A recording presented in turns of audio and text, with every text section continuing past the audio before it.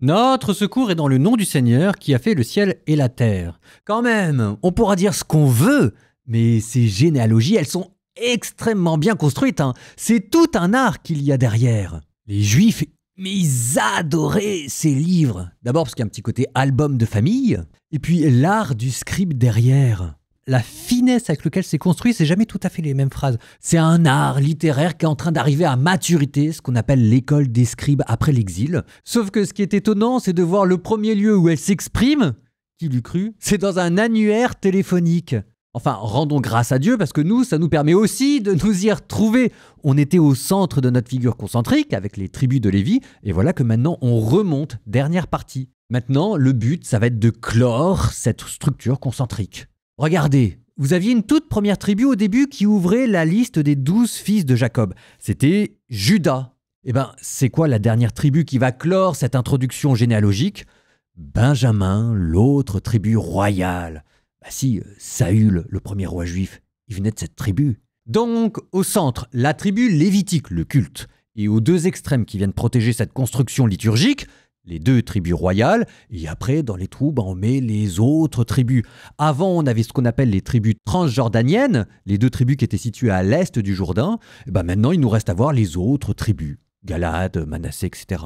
Petite parenthèse d'ailleurs, je n'avais pas encore le temps de le dire. Dans la tribu de Lévi, vous aviez qui avait fait son apparition les chantres, avec notamment la figure d'Asaph, qui était sous David, celui qui inspirait les psaumes et qui les chantait. Il n'y a pas que David qui a écrit des psaumes, il y a aussi un lévite inspiré, prophétique, Asaph.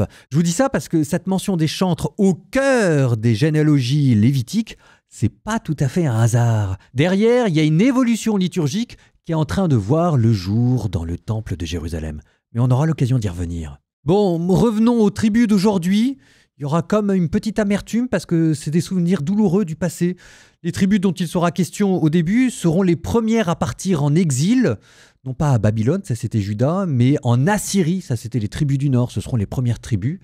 Puis ensuite on parlera de Benjamin, et derrière Benjamin, il y a l'ombre du roi Saül qui s'était plus ou moins bien passé.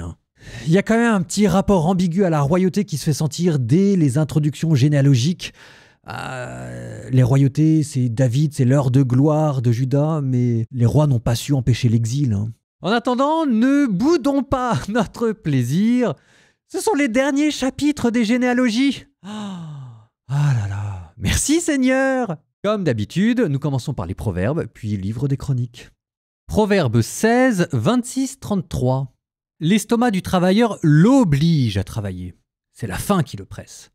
Le vaurien prépare un mauvais coup. Sur ses lèvres, c'est comme un feu dévorant. Un pervers sème la discorde. Le calomniateur divise les amis. Un violent entraîne son compagnon et lui fait prendre le mauvais chemin. S'il ferme les yeux, c'est qu'il médite un coup pervers. S'il serre les lèvres, c'est que le mal est fait. L'homme patient vaut mieux que le héros. Mieux vaut maîtriser son humeur que prendre une ville. On tire au sort avec un dé, mais c'est le Seigneur qui décide de tout. 1 Chroniques 7 et 8.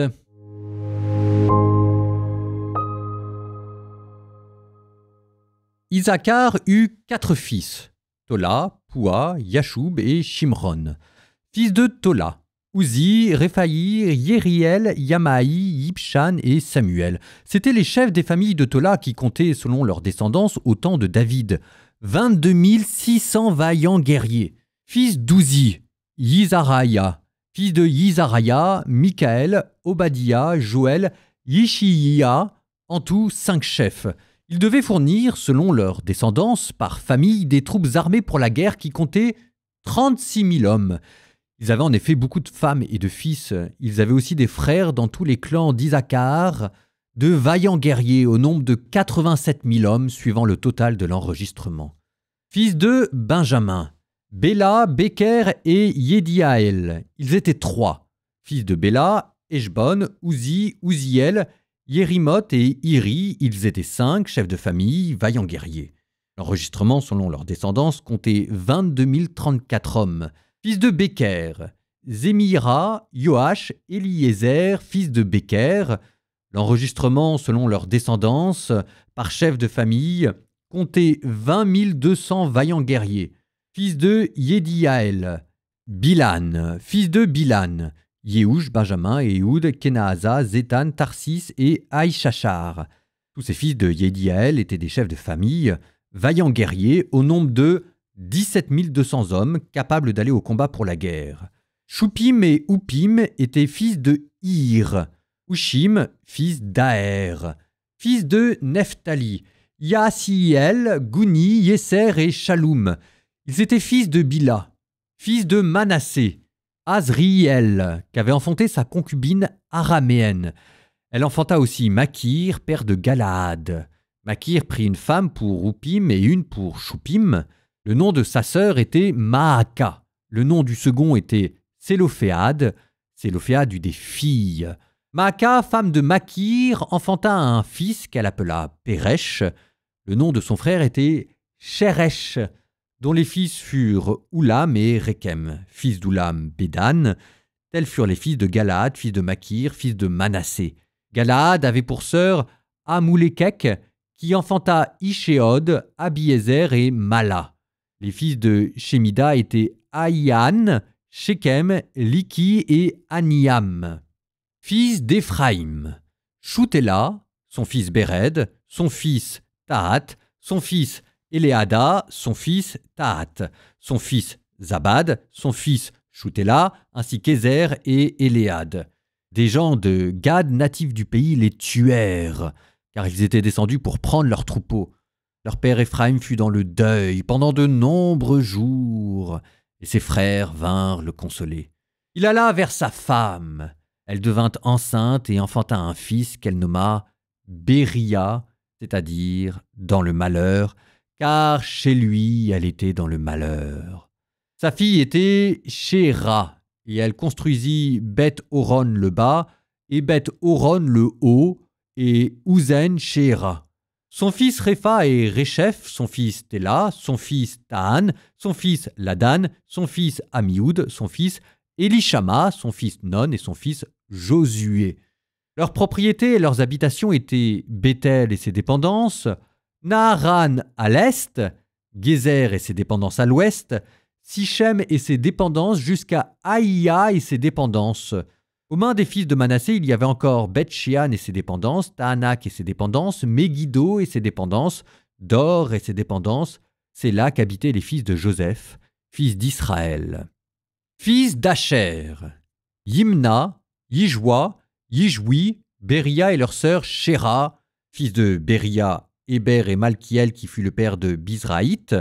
Héber engendra Yaphlet, Shomer, Otam et leur sœur Shua, fils de Yaphlet, Pachak, Bilam et Ashwat.